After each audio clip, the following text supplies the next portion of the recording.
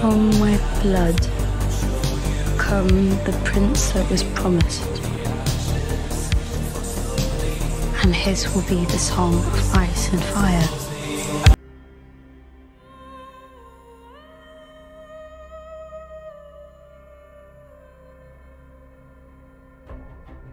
Castle Black. Lord Commander's quarters. Naruto was inside the Lord Commander's quarters, with his 4 dragon children on the table. He had 4 pieces of meat on the table. Alright, let's try this again, Naruto said. He looked at his dragons and said with absolute conviction, Dracarys. At long last, after trying for nearly a whole hour, all 4 finally breathed dragon fire on the pieces of meat. Naruto smiled and said to his children in High Valyrian, eat up. All 4 of his children dug into their first meals. Naruto stared at his dragons as they dug into their first meals. He remembered from watching Daenerys through Greensearing that her dragons were much smaller when they were first born. He knew that it was because, instead of using 1 sacrifice to hatch 3 dragons, he used 12 sacrifices to hatch 4 dragons. Naruto knew his 4 draconic children would reach full maturity much faster than Daenerys' own dragons did. Speaking of that, they needed names. So what should I call the 4 of you?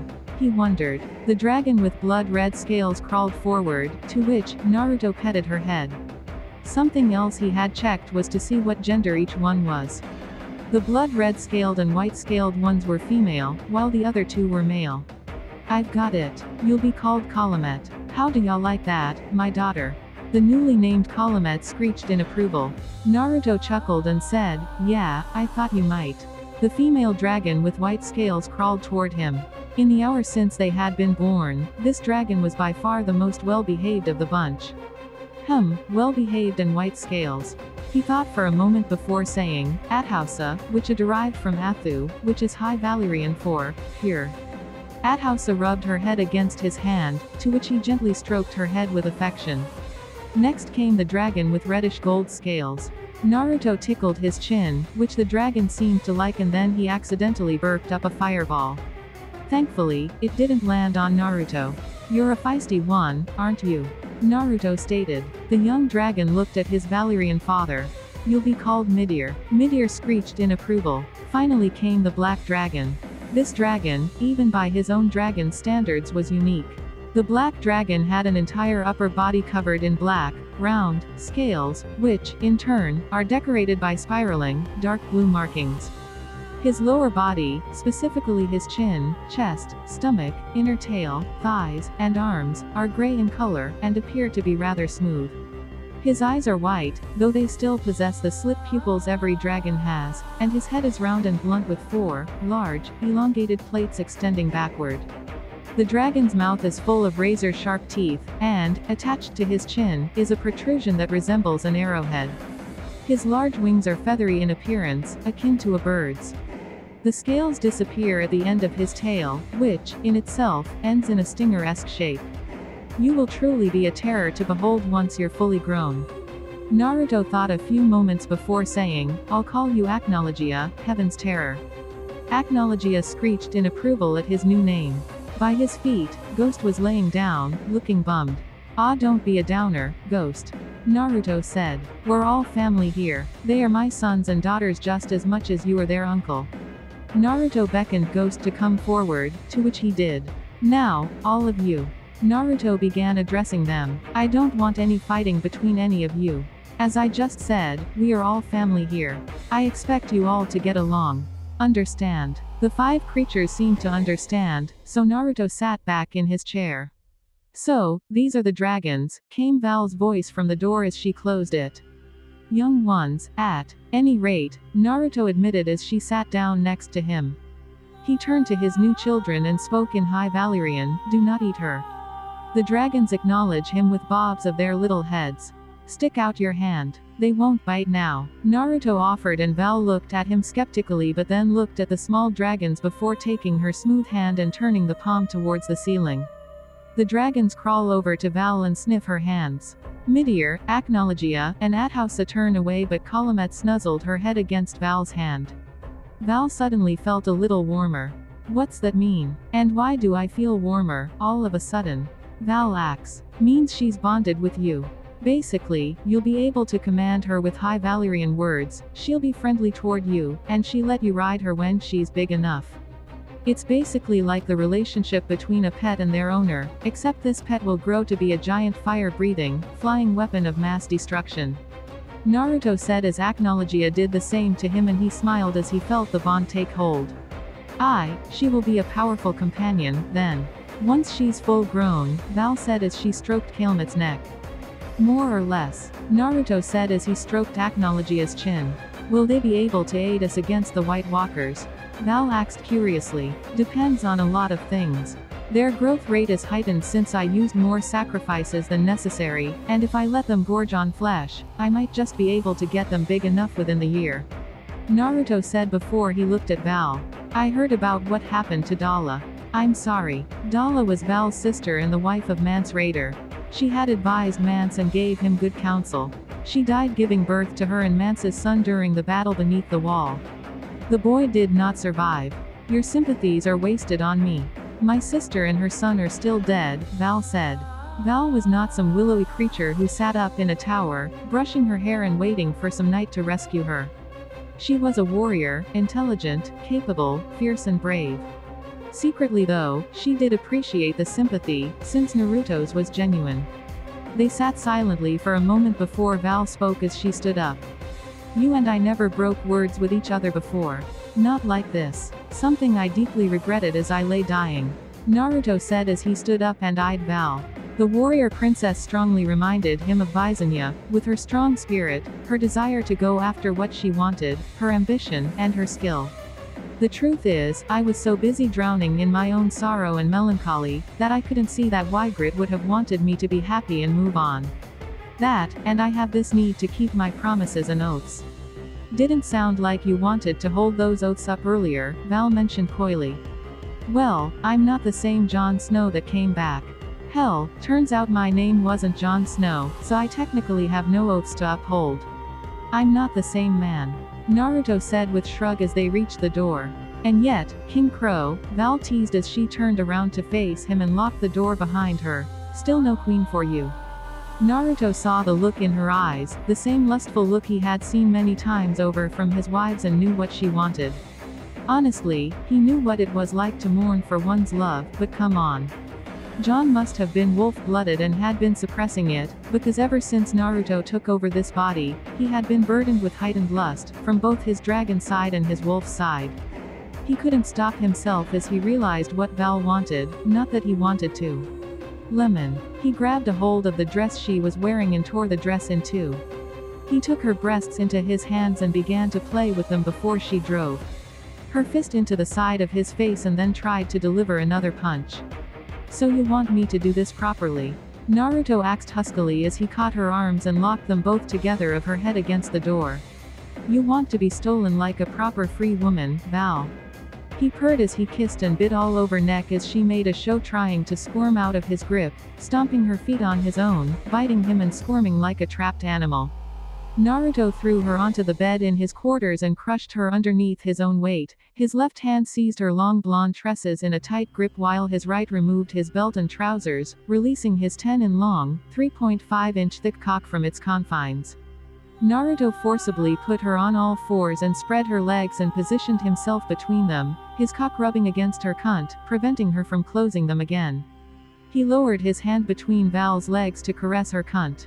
There was no need, she was already wet with anticipation. Val moaned in complaint as he removed his hand, thrust her ass back against Naruto's pelvis in hope of getting something. I'm not doing it until you beg me, Naruto whispered in her ear huskily, both dragon and wolf instincts demanding that he establish his dominance in this newly formed relationship. Please, fuck me, Val begged finally. Gladly, Naruto said huskily as he lined up his cock with her pussy, and sheathed himself inside of her completely, stretching her pussy to its limits and hitting the entrance to her womb. Fuck, you're so tight, Naruto breathed. You're so deep, Val moaned at the new level of pleasure that she had never experienced until now. Naruto withdrew his rod until only the head remained inside her love canal and then shoved forward again. He slammed his big cock in and out of her wet cunt as hard and fast as he could while keeping her hair in a tight grip. Kind of like a wolf claiming his bitch, Naruto thought savagely as he let go off Val's hair and grabbed her throat instead, pulling her backwards until she stood on her spread knees, her neck leaned back on his shoulder, her back pressed against his chest, while his right hand played with Val's breasts. A few minutes later, it became too much and Val cried out as her pussy tightened like a vice around his dick as she reached her climax. "I'm coming," she cried out. Apparently, Jon had not had a lot of sex, because Naruto's own climax was here. "Me too," Naruto growled huskily as he blew his load inside of the beautiful free woman, painting her womb white with his extra hot seed. "Wow, this body's stamina in general is terrible compared to what my other bodies were used to. I had more stamina as the old king than this body does. Of course that might also be because half of my spirit is still inside my old body. Gonna have to fix both of those things later," Naruto thought. "What? Done already?" Val asked teasingly as she laid on her back, her chest and face flushed red, their mixed cum trailing down her legs, and her heavy breaths doing wonders for Naruto's libido. "You think I'm done with you?" Naruto countered as he pulled her up onto her feet and almost slammed her against the nearest wall, making the woman giggle a little. "Can you keep going?" she countered back, though the sultry glint in her eyes told him that she wanted to be plowed badly. He sheathed his hardened cock back inside of her, eliciting a loud moan from Val as he bit her shoulder. "You're mine, Val. Yours. Only yours," Val moaned back as he fucked her hard. None of her other lovers could hold a candle to Naruto. Not even a little. No sane woman would give up this cock. She was not the type to submit to anyone, but she would gladly submit to him if he could pleasure her like this.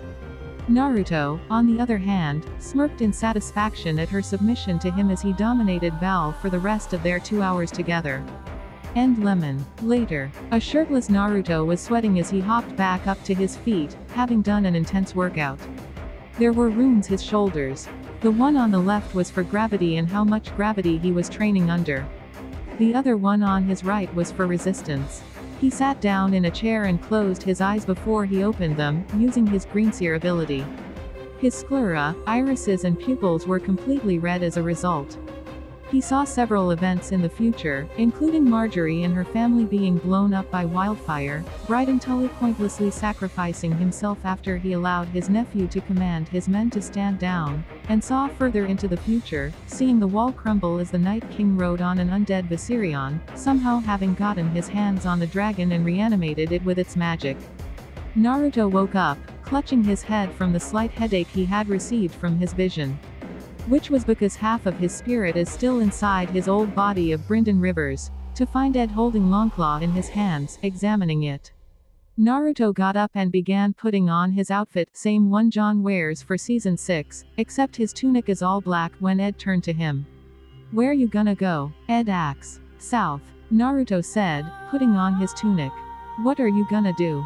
Ed pressed. "Get warm," Naruto japed, causing the two to chuckle while Naruto finishing putting on his upper body leather armor as Ed continued. "I was with you at Hardhome. We saw what's out there. We know it's coming here. How can you leave us now?" Ed continued. "I did everything I could. You know that. I can do more for this cause in the south than I can freezing my ass off here." Naruto said. "You swore a vow." Ed said. "Night gathers and now my watch begins. It shall not end until my death. I died," Naruto said, reciting a specific line from the vow, while moving on to the gloves and forearm guards. "For all nights to come," Ed tried to press. By this point Naruto Targaryen was getting tired of Ed's persistence and decided to nip it in the bud as he reeled on him, fury shining in his eyes. "It shall not end until my death. Death is the only release for a man of the Night's Watch, and they murdered me, Ed. My own men. Men that I was entrusted to lead and protect. You really think I want to stay here after that?" Naruto shouted. He calmed himself for a moment. Naruto sighed and continued, "Look, you and I both know that your argument is weak at best, but even if it wasn't, there is still one thing that still frees me from those vows. Jon Snow swore those vows, and he died in the snow. I am Naruto Targaryen, heir of Prince Rhaegar and the true king of Westeros, and this kingdom has been destroying itself since my grandfather went mad. I'm not a bastard, I never was. I'm not just the king either, I'm also protector of the realm, and I can't very well protect the realm from the White Walkers if I stay here, Freezing my ass off, simply out some selfish desire to maintain a sense of normalcy or play it safe. Those days are over, Naruto said. It was at that point that they horns blowing. Riders approaching. One brother yelled, "Open the gate." Another brother yelled. The gate to Castle Black opened and Sansa, Podrick and Brienne rode in on their horses. There was murmuring all throughout the castle. Val eyed them with interest. Tormund was off to the side and was mesmerized when he looked at Brienne. Sansa looked around for Jon but did not see him. It was then that she saw Naruto on the balcony of his quarters, confused at the presence of a Targaryen. Naruto walked down with Ghost at his side until he stopped a few feet in front of her. He eyed her for a moment and then said, "Sansa." Sansa gasped. Naruto might have his old hairstyle and Targaryen coloring, but his voice was still the same as Jon's. "Jon. Yeah, it's me," Naruto said before he petted Ghost's head before said cheekily, "Who else has a white direwolf with red eyes?" Sansa, overcome with emotion, rushed forward and hugged her brother tightly, afraid that if she let him go she would lose him. Naruto hugged her right back. 1 hour later, Sansa and Naruto were in his quarters in front of the fireplace, with Sansa in a fresh cloak and dress, sipping on some soup. Ghost was laying on his stomach in front of them. "This is good soup," Sansa said to break the ice. "Do you remember those kidney pies old Nan used to make? With the peas and onions?" Naruto acts as he had all of Jon's memories. "We never should have left Winterfell. Don't you wish we could go back to the day we left?" "I want to scream at myself, 'Don't go, you idiot,'" Sansa said in regret. "How could we known?" Naruto said, playing up Jon. "I spent a lot of time thinking about what an ass I was to you. I wish I could change everything," Sansa said wistfully. "We were children," Naruto reminded. "I was awful, just admit it," she said. The both chuckle. "You were occasionally awful," Naruto admitted before he said something that Jon would say, "I'm sure I can't have been great fun. Always sulking in the corner while the rest of you played. Can you forgive me?" Sansa pleaded. "There's nothing to forgive," Naruto said, as she had not hurt Naruto, just Jon. "Forgive me," she pleaded again. All right, I forgive you." The two laughed, and he offered her his mug of ale. Sansa took it and drank a little but coughed as the taste of bad ale hit her. Naruto chuckled and took the mug back. "You'd think that after 8,000 years, the Night's Watch would have learned how to make a half-decent ale," Naruto commented. They sat in silence for a moment, before Sansa looked at him, eyeing him critically. He looked at her and asked, "What? Jon, what happened to you? Why do you look like a Targaryen? If it wasn't for Ghost and your voice, I wouldn't have recognized you."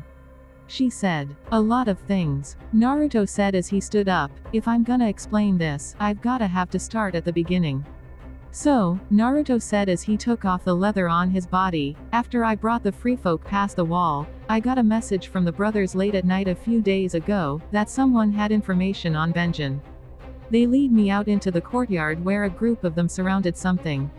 When I saw that the sign said traitor on it, I realized had been betrayed. Then Thorn and the others stabbed me 9 times. How did you survive?" Sansa acts in horror at her brother being hurt. "I didn't," Naruto said as he took off his tunic to show her the scars.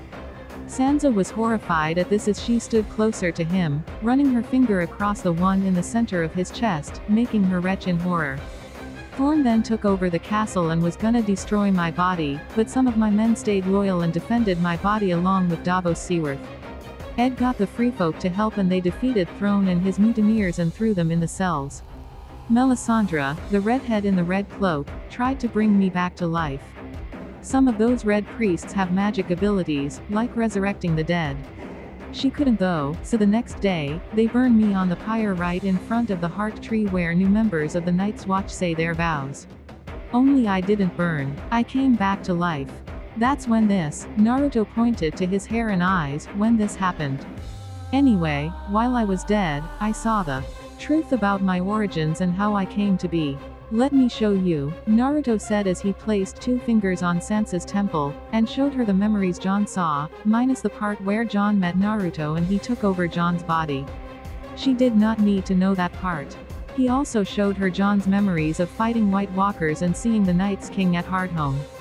He took his fingers off Sansa's temple and she was hysterical.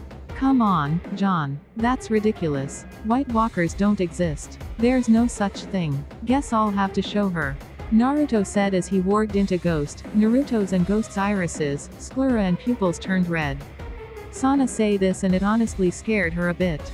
Ghost walked up to her and said, to her shock, with Jon's voice, I can assure sister, or rather, cousin, that all of this is true. Sansa sat back in her seat, floored by these revelations as Naruto warged out of Ghost, the direwolf laying down.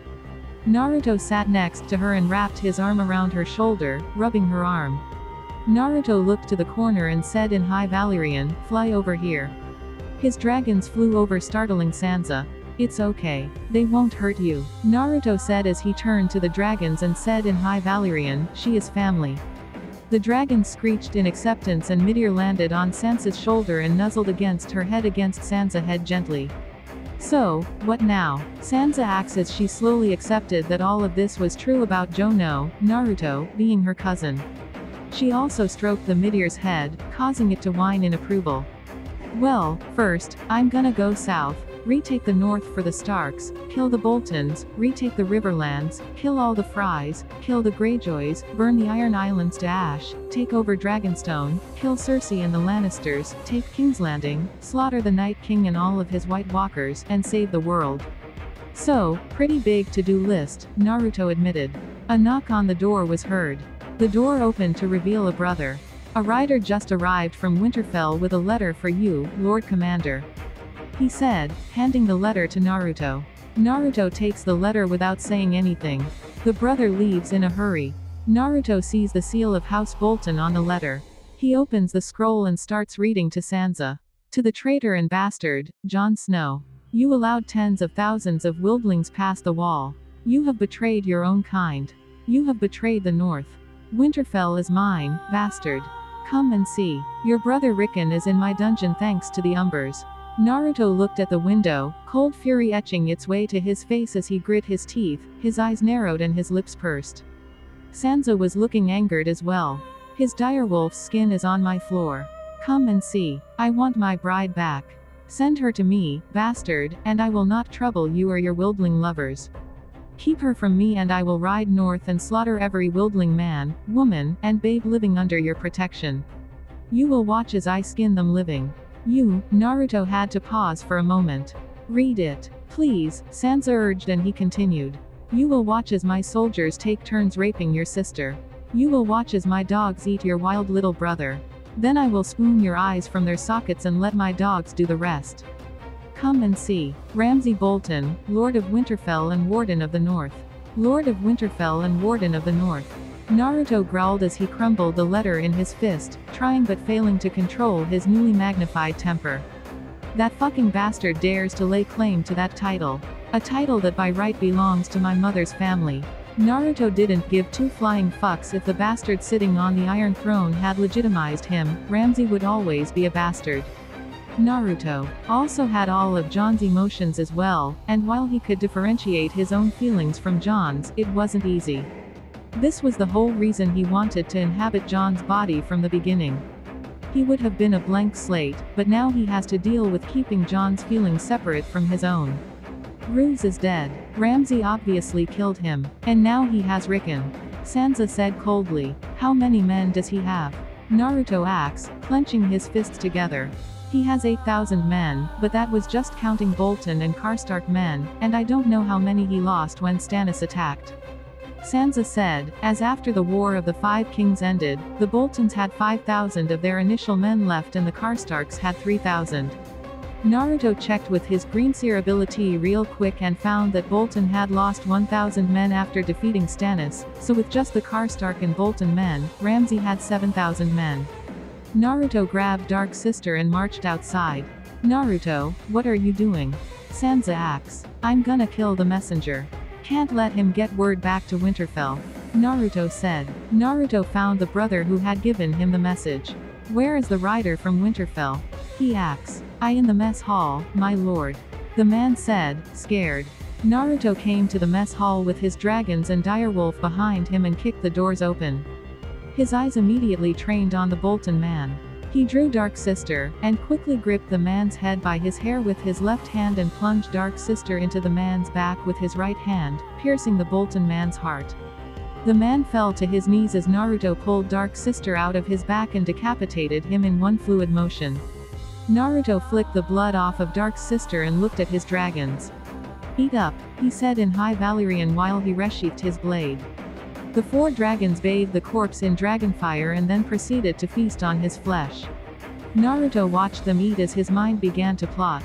So, between Jon's death and my resurrection, Ramsay killed his father and usurped him, and now he has Rickon, thanks to the Umbers. I know now who my first target is. The dragons had their fill after 15 minutes, and they left the corpse half-eaten, as they weren't big enough to eat a whole body yet. Naruto went back to Sansa then set off to find Davos and Melisandre. Castle Black. Balcony. Melisandre was overlooking the castle from a balcony. Davos approaches her. "My lady," Davos said. "Sir Davos," Melisandre says. "Will you stay here at Castle Black?" Davos said. "I will do as King Naruto commands." She answered. "You serve Jon Snow, I mean, Naruto Targaryen now. He acts. He's the prince that was promised.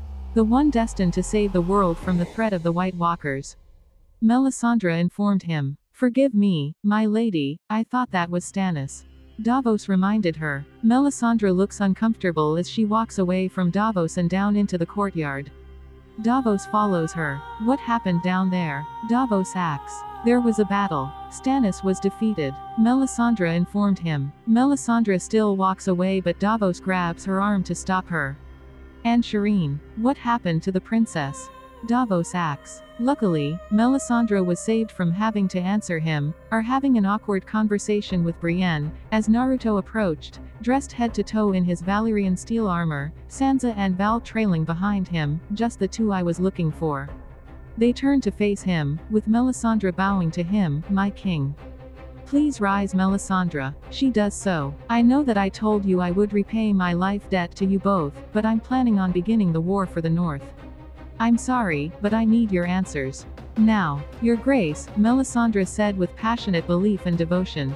"You are Azor Ahai come again, the prince that was promised. Where you go, I follow."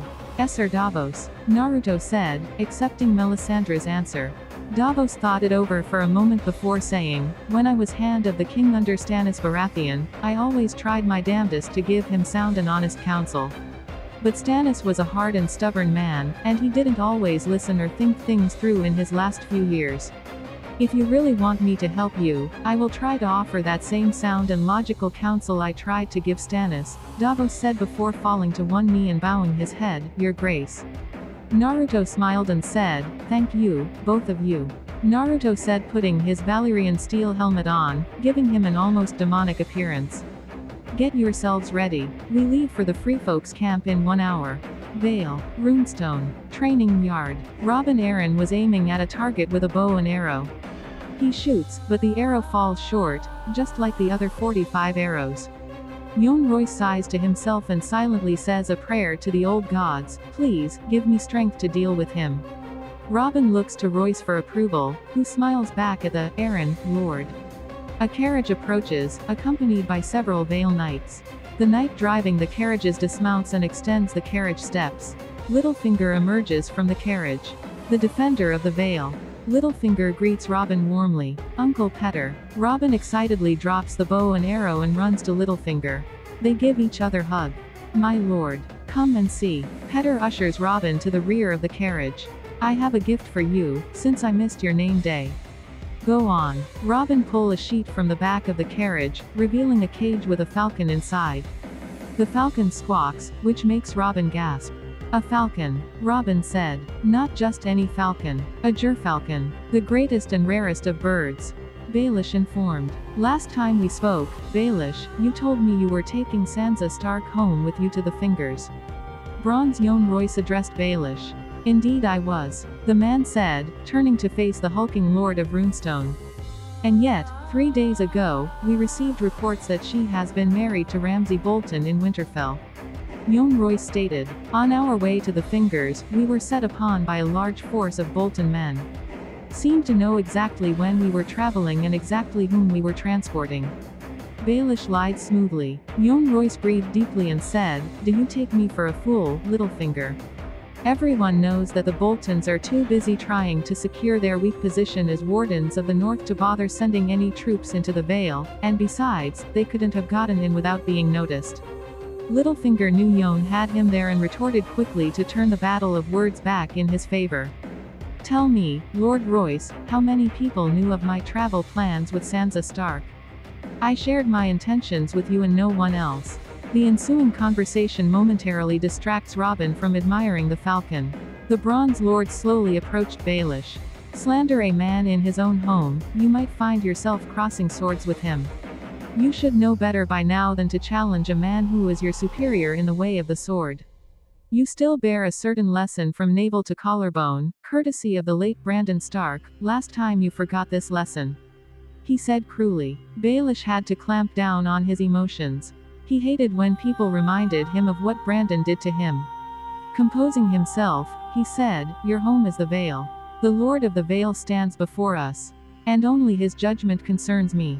Jon Royce looks Robin out of the corner of his eye. "Shall we throw him through the moon door?" Robin excitedly asks. His problem was that he had been spoiled too much as a kid, and still was, in a way.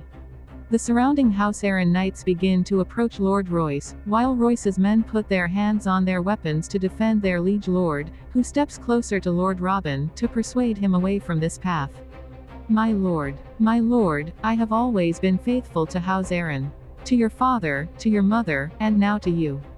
Do you believe him, Uncle Petter?" Robin asked his uncle. Baelish gathered his thoughts before giving his answer. "Lord Royce has served the Vale well." Baelish informed Robin, "He's enjoyed a distinguished military career. If we could trust his absolute loyalty, he would make a capable commander in the wars to come." "You can trust my absolute loyalty, my lord," Lord Royce affirmed to Robin. "I think he deserves one more chance."